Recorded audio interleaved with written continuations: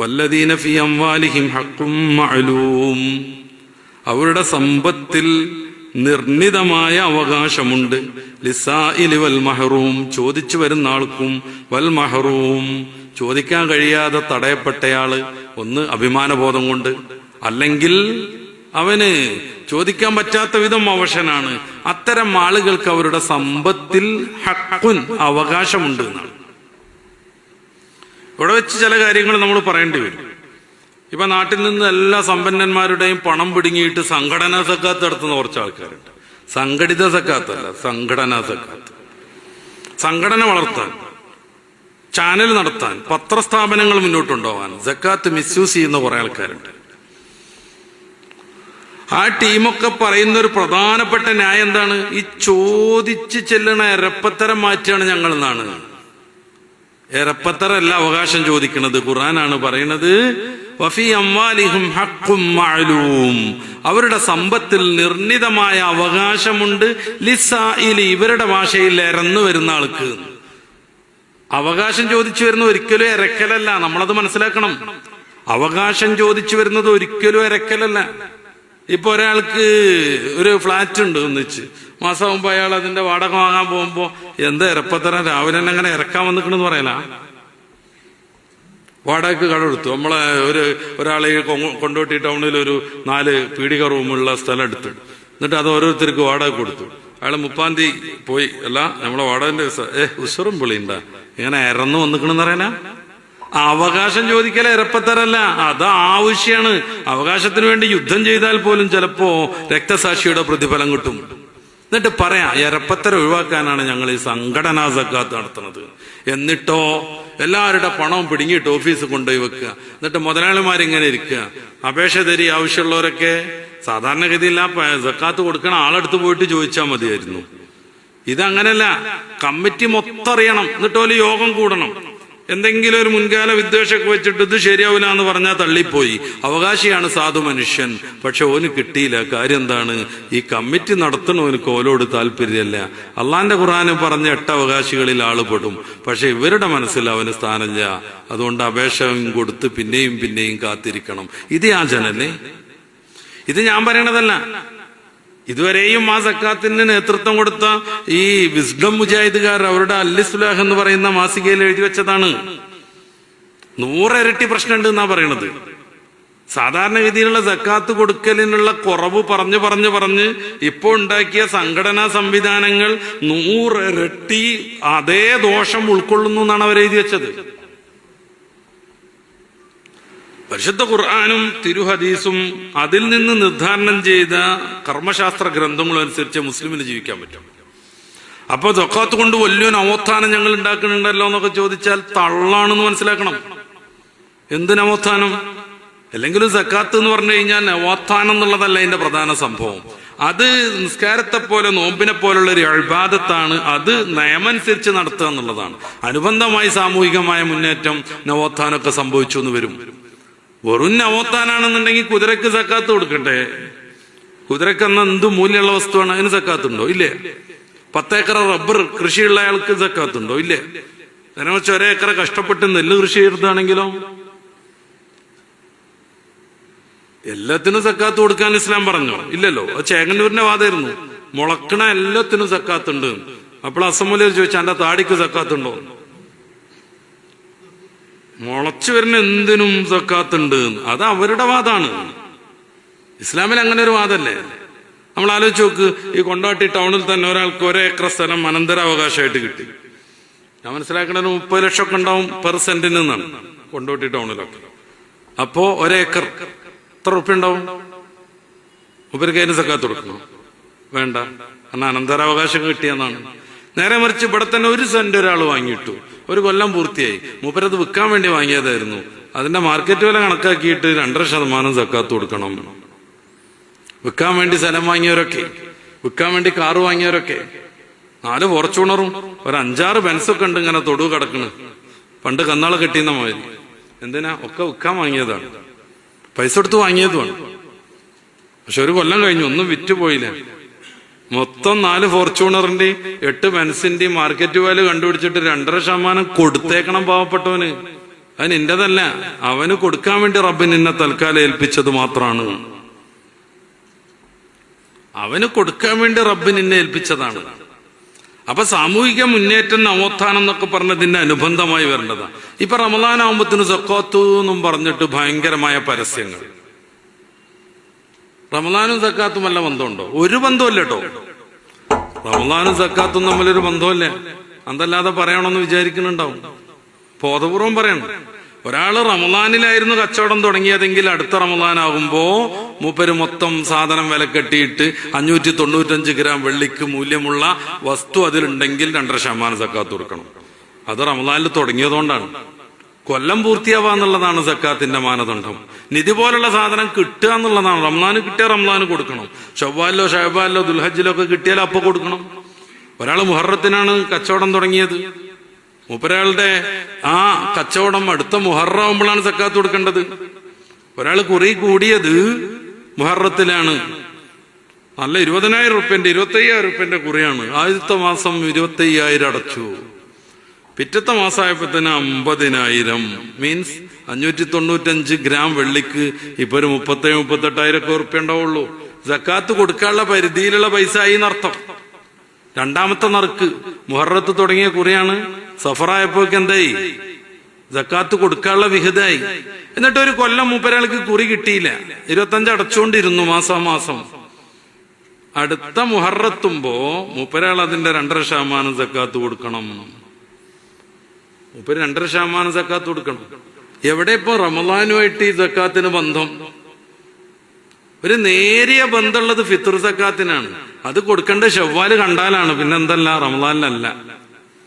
റമദാനിൽ കൊടുക്കാൻ വേണമെങ്കിൽ ആദ്യം തന്നെ കൊടുത്ത് ഒഴിവാക്കുകയൊക്കെ ചെയ്യാം. പക്ഷെ കൊടുത്ത് വീട്ടിൽ നിന്ന് ഉറപ്പുണ്ടാവണമെങ്കിൽ ശവ്വാല് പറക്കണ സമയത്ത് നമ്മൾ കൊടുത്തയാൾ ജീവിച്ചിരിക്കണം. ഒന്ന്, അയാൾ 27-ന് നല്ല ദിവസം നോക്കി മരിച്ചു വരുന്നു, കഴിഞ്ഞ് സക്കാത്ത് കഴിഞ്ഞ്, കൊടുത്ത സക്കാത്ത് കഴിഞ്ഞ് വേറെ കൊടുക്കണം. അല്ല, അയാൾ സക്കാത്തിന്റെ മുതൽ കിട്ടിയിട്ടല്ലാതെ സമ്പന്നനായി ഇടക്ക് വെച്ചിട്ട്, ഫക്കീറോ മിസ്കീനൊക്കെ ആയിട്ട് നമ്മൾ കൊടുത്തതാ. പക്ഷെ മൂപ്പര് ഇടക്ക് വെച്ച് ഇത്തിരി മുതലാളിയായി മാറി. എന്നാൽ നമ്മൾ റമദാൻ പറഞ്ഞപ്പോ കൊടുത്ത സക്കാത്ത് രണ്ടാമത് ആവർത്തിച്ചു കൊടുക്കണം. ആ കൊടുത്തതിന് സദക്കന്റെ ഫലം കിട്ടിയേക്കും. അപ്പൊ എവിടെ സക്കാത്തിന് റമദാനുമായിട്ട് ബന്ധം? റമദാനിൽ പരസ്യം ഇങ്ങനെ കൊടുക്കുക. അവരുടെ വലിയ അമീർ, ജമാഅത്തെ ഇസ്ലാമിയുടെ വലിയ അമീർ പ്രസംഗിച്ചു, ജമാഅത്തെ ഇസ്ലാമിക്കാർ സക്കാത്തിന്റെ ഒരു പൈസയും സംഘടനാ പ്രവർത്തനത്തിന് ഉപയോഗിക്കലില്ല എന്ന്. ഒരൊറ്റ പൈസയും. ലാസ്റ്റ് പ്രസംഗം മസലുടിച്ച് പോയി 1 മണിക്കൂറടായപ്പോ പിന്നെ അനുയായികളിൽ നിന്നുള്ള, ജമാഅത്തിന്റെ അംഗങ്ങളിൽ നിന്നുള്ള സക്കാത്തിന്റെ നേരിയൊരു വിഹിതം സംഘടനാ പ്രവർത്തനത്തിന് ഉപയോഗിക്കലുണ്ട് എന്നായി. സെൽഫ് ഗോൾ, അതിന് പേരാണ് സെൽഫ് ഗോൾ എന്ന് പറയുന്നത്. പോസ്റ്റിന്റെ അവിടെ തിരിഞ്ഞളിച്ച് ഒറ്റൊന്നട അടിച്ചു നോക്കുമ്പോ അവനാന്റെ ഗോൾ പോസ്റ്റിക്കാണ്. ഇതാണ് അതുവരെ മസലുടിച്ചതൊക്കെ പോയി. സക്കാത്തിന്റെ നയാ പൈസ തെളിയിക്കാൻ പറ്റൂല, അത് നട്ടാൽ മുളക്കാത്ത നുണയാണെന്നൊക്കെ പറഞ്ഞ് കത്തി ജമാഅത്തിന്റെ അംഗങ്ങളിൽ നിന്നുള്ള സക്കാത്തിന്റെ നേരിയൊരു വിഹിതം ഇതിന് ഉപയോഗിക്കുന്നു. ഇതുവരെയുള്ള മൊത്തം അവരുടെ മാഗസിനുകൾ പരിശോധിക്കുക. അവരുടെ വനിതാ സംഘടനക്ക് സക്കാത്ത് അയച്ചു കൊടുക്കാനുള്ള പരസ്യം, അവരുടെ വിദ്യാർത്ഥി സംഘടനക്ക് സക്കാത്ത് അയച്ചു കൊടുക്കാനുള്ള പരസ്യം, അവരുടെ സോളിഡാരിറ്റിക്ക് സക്കാത്ത് അയച്ചു കൊടുക്കാനുള്ള പരസ്യം. ഈ വിശുദ്ധമായ മാസത്തിൽ നിങ്ങളുടെ സക്കാത്തിൽ നിന്ന് നല്ലൊരു സംഖ്യ നൽകിയിട്ട് ഈ ജമാഅത്തെ ഇസ്ലാമിയെ സഹായിക്കണം എന്നുള്ള പരസ്യം ഈ കഴിഞ്ഞ വർഷം വരെയും. എന്നിട്ട് പറയാം, ഞങ്ങള് സംഘടനാ പ്രവർത്തനത്തിന് തീരെ സക്കാത്ത് ഉപയോഗിക്കലില്ല. ഒരു കാര്യം മാത്രം ഞാൻ പറഞ്ഞ ആ ഭാഗം അവസാനിക്കാം. ഒന്ന്, 3 രീതിയിലെ സക്കാത്ത് വിതരണം ചെയ്യാൻ പാടുള്ളൂ. ഒന്ന്, ഉടമ നേരിട്ട് ഏൽപ്പിക്കുക. ഇതാണ് ഏറ്റവും സേഫായ സംഗതി.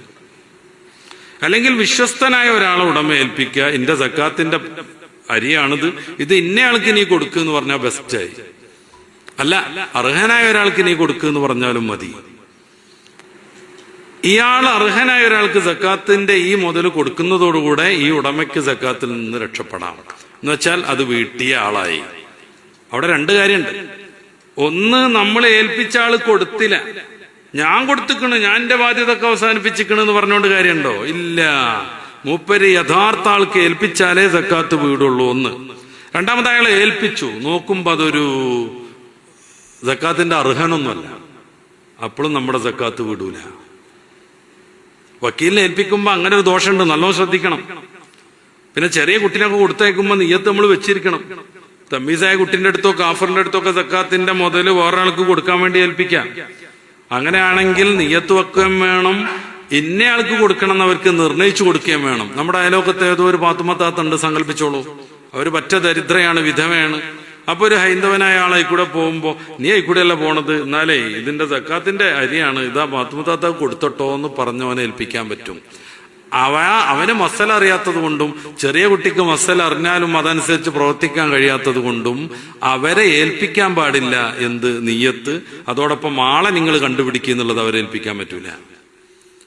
മൂന്നാമത്തെ രീതി, ഇസ്ലാമിക ഭരണം നടക്കുമ്പോൾ ഭരണാധികാരിയെ ഏൽപ്പിക്കുക എന്നുള്ളതാണ്. അത് നമ്മുടെ നാട്ടിൽ ഏതായാലും പ്രായോഗികമല്ല. രണ്ട് കാര്യങ്ങളാണ് നമ്മുടെ മുമ്പിൽ ഇപ്പോൾ ഉള്ളത്. ഒന്നുകിൽ സ്വന്തം കൊടുക്കുക, അല്ലെങ്കിൽ വക്കീലിനെ, വിശ്വസ്തനായ വക്കീലിനെ ഏൽപ്പിച്ചിട്ട് അയാൾ കൊടുത്തു എന്ന് ഉറപ്പുവരുത്തുക. ഈ രണ്ട് പരിപാടിയിലും പെടുന്നതല്ല ഒരു സക്കാത്ത് കമ്മിറ്റിയും. ഞങ്ങൾ വക്കീലാണ്, ഞങ്ങൾ ഫീസബീലിലാണ്, വല്ലാമിലൂന അലേഹ എന്നൊക്കെ പറയുന്നത് പെരീക്കണം പോകാം. മൗദൂദിയുടെ ഖുർആൻ പരിഭാഷയോട് പോലും അത് യോജിച്ചു വരൂല. അപ്പൊ എന്നിട്ട് പറഞ്ഞുകൊണ്ട് മുഅ്മിനീങ്ങളുടെ സക്കാത്ത് നശിപ്പിച്ചുകൊണ്ടിരിക്കുക. പെട്ടുപോകരുതെന്ന് പ്രത്യേകം ഓർമ്മപ്പെടുത്തുന്നു. എന്ന് വെച്ചിട്ട് ഈ 27,000 തലേന്നാൾ ബാങ്കിൽ പോയിട്ട് ഒരു 2,000 റുപ്യക്ക് 50 റുപ്യന്റെ പൊട്ടണ നോട്ട് കൊടുത്തിട്ട് പിന്നെ 10ന്റെയും കൊടുന്ന് ചെറിയവർക്കൊക്കെ 10ഉം വലിയവർക്കൊക്കെ 50ഉം കൊടുക്കണം. അതാണോ സക്കാത്ത്? അല്ല.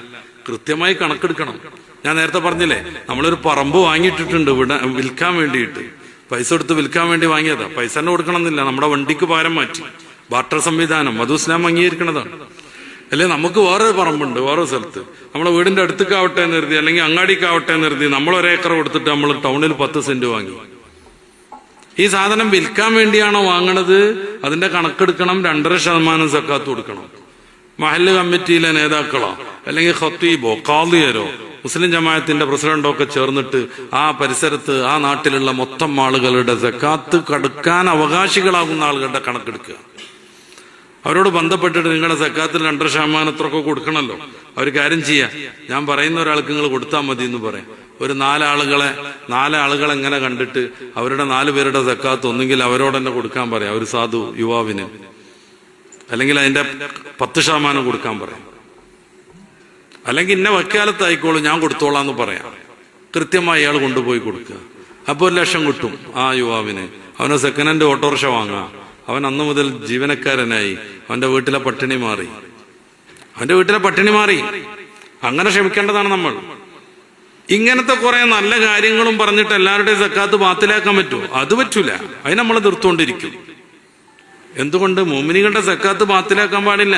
സൂറത്ത് തൗബയിൽ സക്കാത്ത് കൊടുക്കാത്ത ആളുകളെ കുറിച്ച് പറയണത് അല്ലദീന യക്നിസൂന ദഹബ വൽ ഫില്ലത്ത എന്നും പറഞ്ഞിട്ട് ഇത്തിരി ഒരു രസമുള്ള പരിപാടിയാണ്.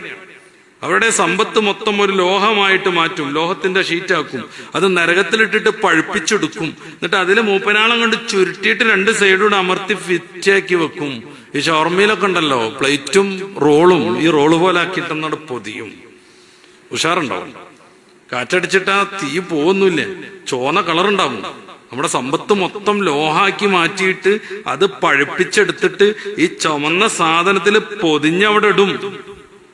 ഖുർആൻ വ്യക്തമായി പറയുന്ന ഒരു ഭാഗമാണ്. തട്ടിപ്പെടുത്തരുത്. 2.5% നമ്മുടെ അവകാശമല്ലെന്ന് മനസ്സിലാക്കണം. അത് അള്ളാഹു മറ്റൊരാൾക്ക് കൊടുക്കാൻ വേണ്ടി നമ്മുടെ കയ്യിൽ തന്നതാണെന്ന് മനസ്സിലാക്കണം.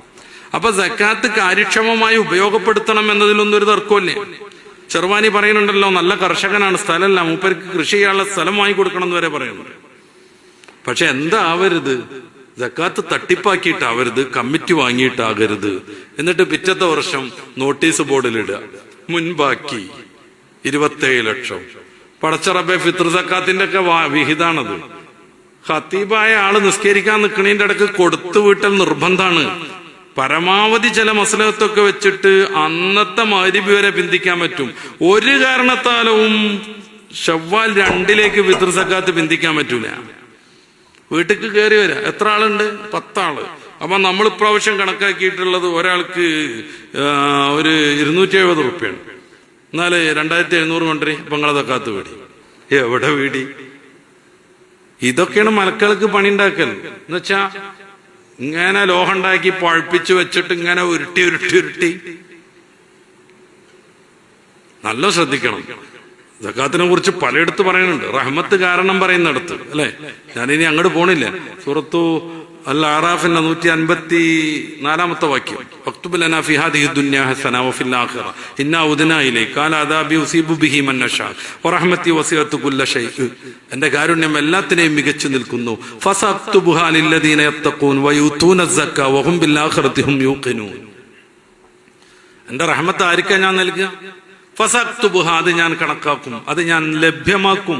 ലില്ലദീന യത്തഖൂൻ, തഖ്വയുള്ളവർക്ക്. വയൂതൂന അസ്സകാ, സകാത്ത് കൊടുക്കണവർക്ക്.